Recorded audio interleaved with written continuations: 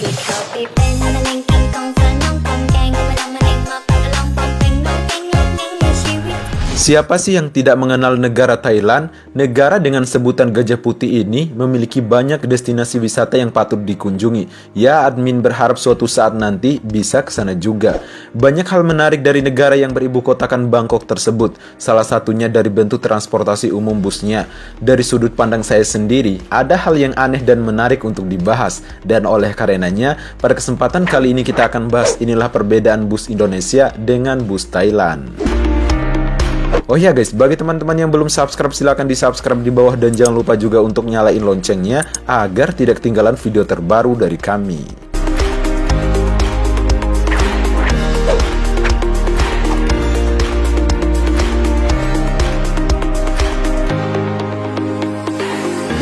Supir dan kecepatan. Kalau berbicara masalah supir dan kecepatan, jelas beda jauh banget antara bus di Thailand dengan bus yang ada di negara Indonesia. Kalau kalian sering naik bus di Indonesia, rasanya geram banget ketika menaiki bus yang ada di negara Thailand karena tidak secepat bus yang ada di Indonesia. Mereka tertib, menikmati perjalanan, tidak ada yang namanya senam jantung atau apapun namanya itu. Lajunya santai meskipun di jalan tol, jarang banget di Thailand lihat bus yang saling menyalip ataupun balapan antar bus yang satu dengan bus yang lainnya. Namun berbeda banget dengan bus yang ada di Indonesia. Siapa yang tidak kenal dengan Mas MR Gaplex ataupun Pak Bero dari perusahaan otobus Haryanto? Kalau kalian pecinta transportasi bus, rasanya mustahil banget lah kalau kalian tidak mengenal beliau-beliau.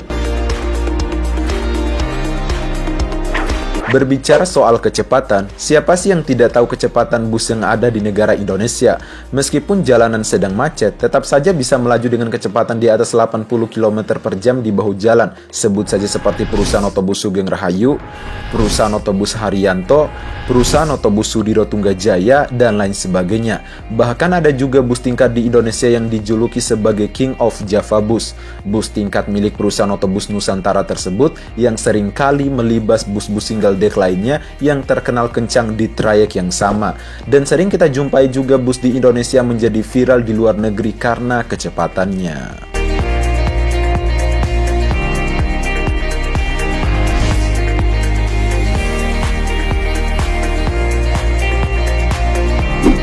Bentuk dan rupa. Mungkin di bagian ini yang sangat menonjol sekali perbedaan antara bus di Indonesia dengan bus yang ada di Thailand. Kalau dilihat dari tampilannya, bus yang ada di Thailand sangat menonjolkan corak warna dan juga agak heboh. Ada yang dipasang speaker outdoor, ada kerangka-kerangka makhluk hidup, bahkan awal saya lihat agak menakutkan banget lah. Disclaimer ya, ini adalah sudut pandang dari saya sendiri. Namun dari segi tampilan, bus double decker yang ada di negara Thailand memiliki tampilan yang menarik, apalagi untuk wisatawan yang berkunjung. Hal ini membuat penasaran bagaimana kemudian rasanya menaiki bus yang ada di negara Thailand. Dilansir dari thairat.com bahwa karoseri pembuat balutan bodi bus yang ada di negara Thailand akan memproduksi bus yang sesuai dengan aturan yang berlaku di negara mereka. Dalam artian, bus-bus yang diproduksi tentunya harus safety dan aman serta nyaman ketika beroperasi di jalan raya. Maka tidak semua bus yang ada di Thailand bentuknya aneh dan norak, seperti yang ada di tripnya Dimas Andriawan Pratikto.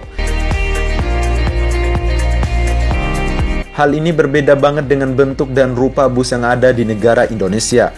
Bus di Indonesia memiliki tampilan yang elegan, sederhana, dan tidak mencolok mata, baik itu dari segi tampilan maupun dari segi warnanya. Untuk corak warna, biasanya mengikuti corak ciri khas dari perusahaan otobus itu sendiri. Sebut saja seperti perusahaan otobus Empati Star dari Banda Aceh, kemudian perusahaan otobus Harapan Jaya dari Jawa Timur, dan masih banyak lagi.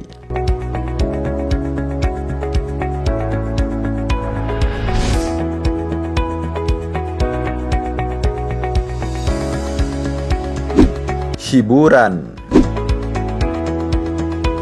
Bus di Thailand tidak jarang memiliki banyak lampu dan juga hiasan pada bagian luar busnya. Biasanya, masyarakat Thailand menggunakan bukan hanya untuk berpergian saja, namun ada juga yang untuk berkaraoke dan buat happy-happy. Di Thailand ternyata juga ada bus double decker ataupun bus tingkat yang biasanya digunakan untuk berwisata, sekaligus menjadi tempat karaoke berjalan. Bisa kalian lihat di dashboard pengemudi yang satu ini. Di lantai bagian atas dibuat khusus untuk ruang karaoke yang dihiasi dengan lampu diskotik warna-warni dan juga sistem audio. Hal ini berbeda banget dengan bus double decker ataupun bus tingkat yang ada di negara Indonesia. Fasilitasnya ala-ala bus Eropa ataupun bus pada umumnya, seperti adanya TV LCD masing-masing kursi, kemudian bantal plus selimut, sleeper class, dan lain-lain. Ya, intinya bus double decker ataupun bus tingkat yang ada di negara Indonesia tidak kalah kerennya, karena memiliki fasilitas yang dapat memanjakan penumpang saat di perjalanan.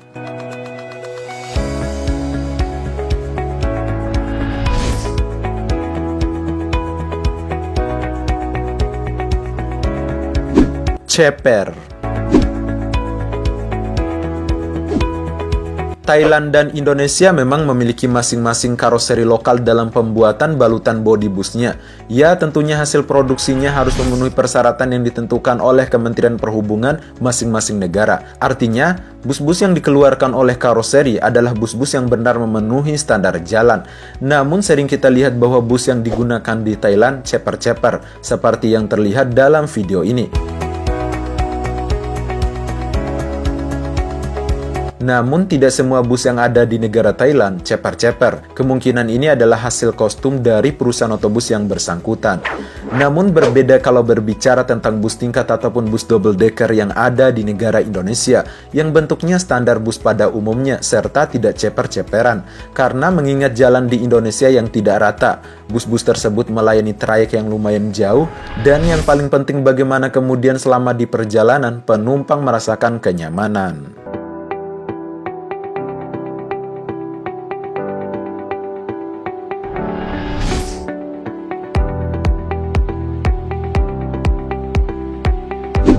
Trayek.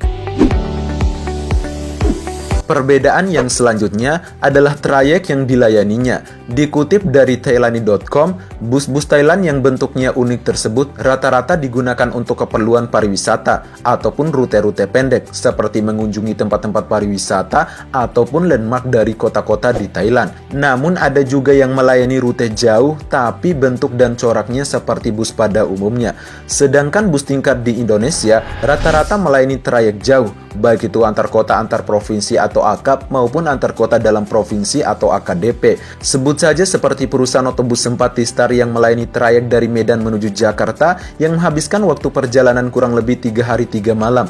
Kemudian ada perusahaan otobus Efisiensi yang melayani trayek dari Yogyakarta, Purwokerto, dan lanjut ke Cilacap. Kemudian ada perusahaan otobus Agramas yang juga melayani trayek dari Wonogiri menuju Solo dan sampai ke Jakarta. Kemudian ada perusahaan otobus Lorena yang melayani trayek dari Jakarta menuju Madura, dan masih banyak lagi guys.